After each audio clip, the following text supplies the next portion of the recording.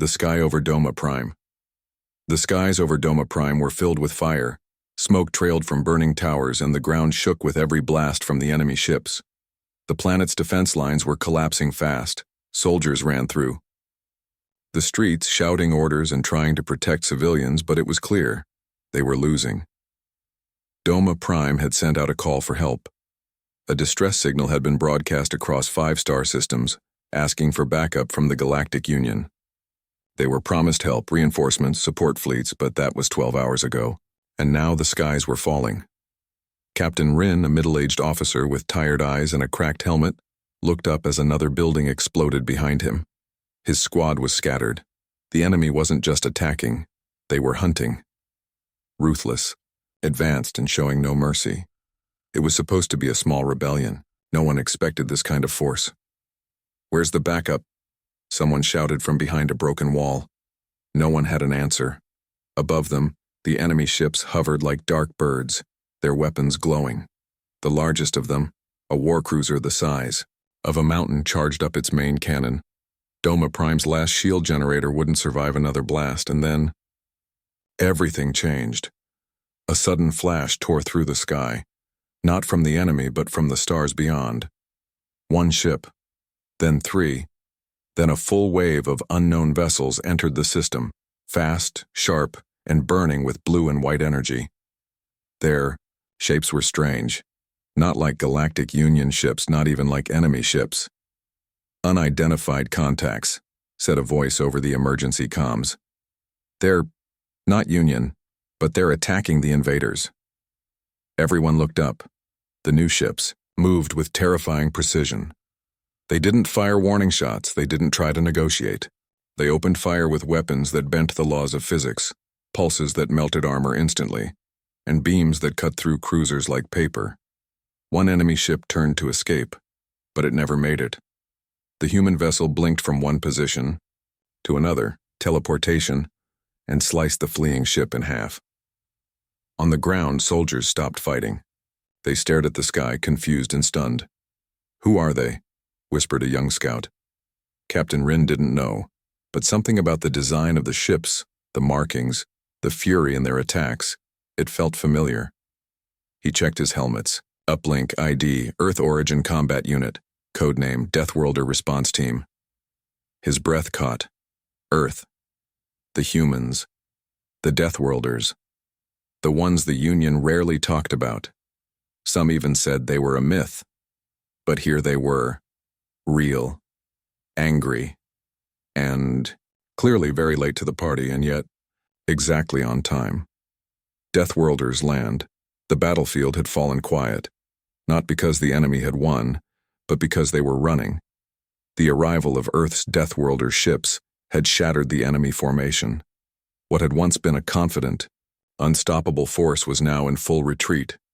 Giant alien cruisers tried to turn and escape Doma Prime's orbit, but the Deathworlders weren't letting them go. Their ships moved like living things, fast, unpredictable, and brutal. One Earth vessel shot a spike of molten energy straight through 3 enemy ships in a row.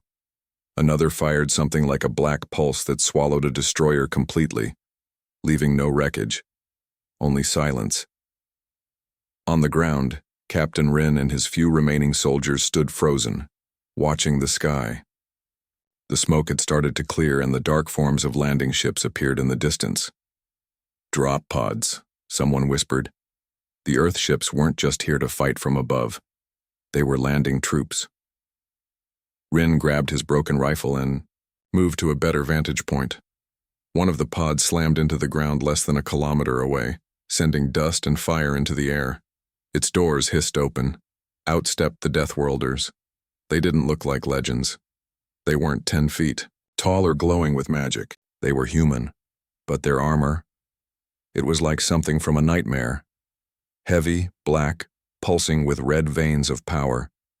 Their helmets were smooth, without visors, and their weapons crackled with strange energy. The first one out moved like he weighed nothing, despite the armor. He scanned the area and signaled the others. Behind him, a dozen more followed. Then came her. One of the last to step out was a woman, tall, fierce, and silent. Her armor looked custom-made, glowing softly at the edges with a pale blue light. She carried a long spear-like weapon on her back and a rifle unlike anything anyone on Doma Prime had ever seen. Rin stared at her through his cracked visor. She didn't walk like a soldier. She moved like a storm. The woman gave one command, her voice distorted through her helmet. Clear this zone. No survivors. The Deathworlders moved instantly. Their speed, their accuracy. It wasn't just advanced tech. It was training, instinct, and experience. They weren't here to talk. They were here to finish the fight. All over the battlefield, similar pods hit the ground and more humans spilled out. One by one, the invaders were hunted down. It didn't matter if they were in the air or on the ground. The Deathworlders found them. Captain Rin heard a message come through on the shared comms. To all remaining Doma forces, stand down. Let the humans handle it. He didn't argue. No one did. This was no longer their fight. Earth had arrived. The fear of legends across. The cities of Doma Prime. The once unstoppable enemy was breaking apart. Troop carriers exploded mid-air. Enemy walkers were sliced clean through by weapons that didn't make a sound. Entire squads vanished before they could fire a single shot. The Deathworlders moved with deadly precision, calm, focused, and merciless. From his rooftop position, Captain Rin watched through binoculars as the humans pushed the enemy back, street by street. It was hard to believe what he was seeing.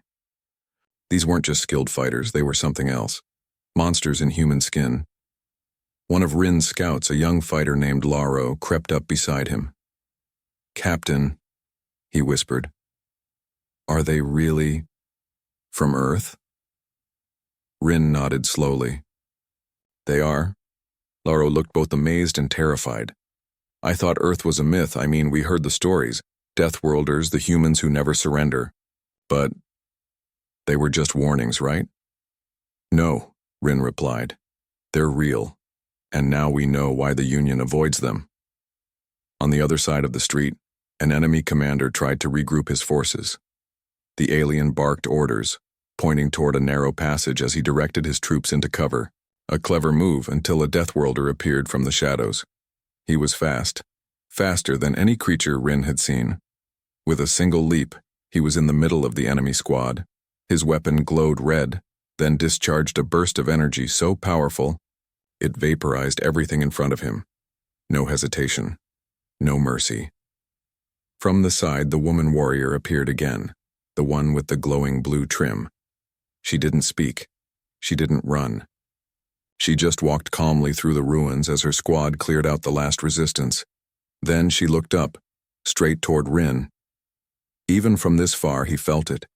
A strange chill, as if she could see straight through him, as if she knew everything about him. She tilted her head slightly, then tapped her helmet. A moment later, a message came through Rin's private comms. "You held longer than expected. That's why we came." His heart skipped. How did she know his channel? How did she know him? But before he could ask, the connection went silent. The humans below moved on, hunting the next threat. Far above the planet, in orbit, more Earth ships arrived. Heavier ones. Carriers, support craft, and something even larger, a massive ship shaped like a black dagger outlined in lightning. The command ship. Within the enemy fleet, panic spread. Their communications lit up with fear. Earth forces confirmed. "We're not prepared for this. This isn't war, it's extinction." They tried to escape the planet's gravity. Too late. The dagger ship powered up. From its underbelly, a massive cannon opened. Silent at first. Then, a blinding blue light. It fired once. Everything above Doma Prime shook. Rin looked to the sky. A third of the enemy fleet simply vanished. Why Earth was feared. The smoke above Doma Prime began to thin, but the silence it left behind was heavier than the thunder of war. Captain Rin stood in what used to be the main square of the city. The enemy banners had burned away, their black symbols now ashes in the wind. The Deathworlders had moved quickly, clearing the city, sealing off tunnels, and scanning every life form that wasn't human or Doma-born. They didn't speak much. They didn't celebrate. They just worked. Rin walked through the ruined streets with a few of his soldiers. All around them, Deathworlders moved like shadows, silent, alert, efficient. Rin noticed one of them crouching beside a wrecked enemy drone, scanning it with a small device. He didn't speak. He just nodded at Rin and moved on. Laro caught up beside him, panting. "Captain, I just spoke with command. They say the Deathworlders have taken out enemy bases in 5 cities already. Not just here, across the whole northern continent." Rin blinked. "In one night?" "Yes, sir. It didn't seem real. But the evidence was all around him." Then came a deep hum in the air, steady, heavy, like something immense was descending. Everyone looked up. It was her. The same woman from earlier, the one with the glowing blue edges on her armor. She stepped down from a carrier ship that had just landed in the square. Behind her was another Deathworlder, taller, broader, carrying a glowing command slate. The woman approached Rin. "Captain Rin?" she asked. Her voice was calm, quiet, but somehow it carried through the ruined square like thunder. He straightened. "Yes. You held longer than expected. That bought time for us to arrive. We don't forget debts." Rin blinked. "I didn't know Earth received the call." She paused. "The Union didn't send it to us. They don't like involving us in their problems." Rin frowned. "Then, how did you know?" She tapped her helmet once. "We listen, even when they don't want us to." He didn't know how to respond. She continued. "The Union fears us. They call us monsters behind closed doors. But when the monsters arrive, their enemies disappear." Her words weren't a threat. They were fact. Then she turned and walked. Away back aboard the command ship, orbiting high above Doma Prime, a transmission played on repeat, across all Union military frequencies. It wasn't a warning. It was a reminder. When the Union fails, Earth does not.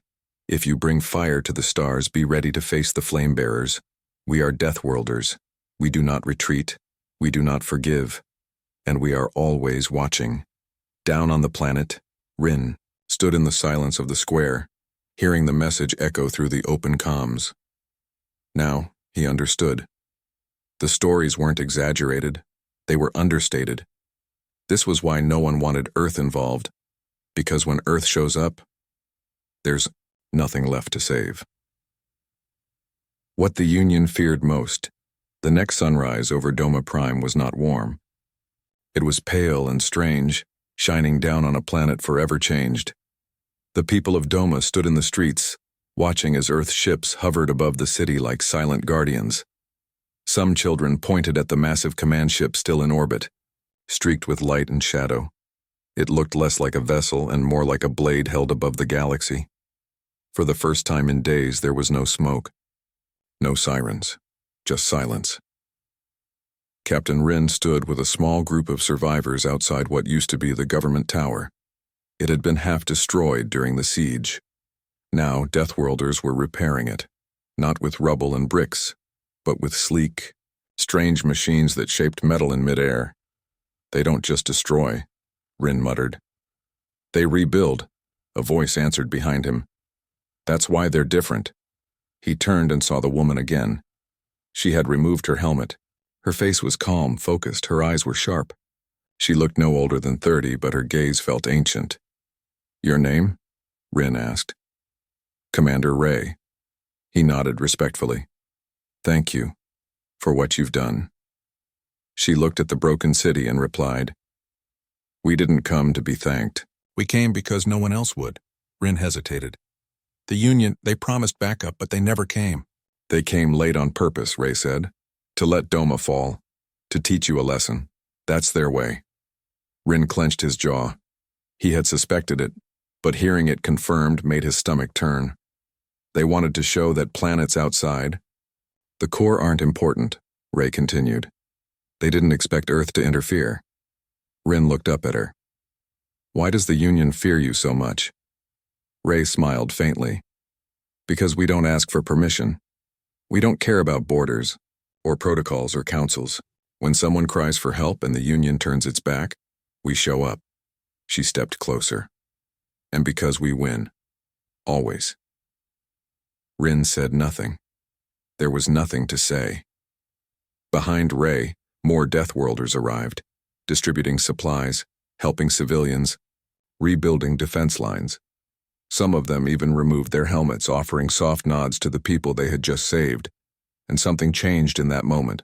The people of Doma Prime, once afraid, once broken, stood straighter. They looked up, not in fear, but with hope, because now they knew something the rest of the galaxy tried to forget. When Earth comes, survival is possible, not because the Union cared, but because Earth never stopped listening. The message, Earth.